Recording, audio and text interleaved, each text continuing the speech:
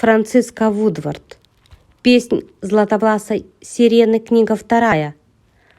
Последняя представительница золотого клана сирен чудом осталась жива. После уничтожения целого клана девушка понятия не имеет о своем происхождении. Она принята в Академию магии, но даже там не может чувствовать себя в безопасности. Старый враг не собирается отступать. Новые друзья, новые недруги, и каждый раз приходится ходить по краю на пределе сил и возможностей. Способности девушки привлекают слишком пристальное внимание к ее особе. Судьба раз за разом испытывает на прочность, а ее тайны многим не дают покоя.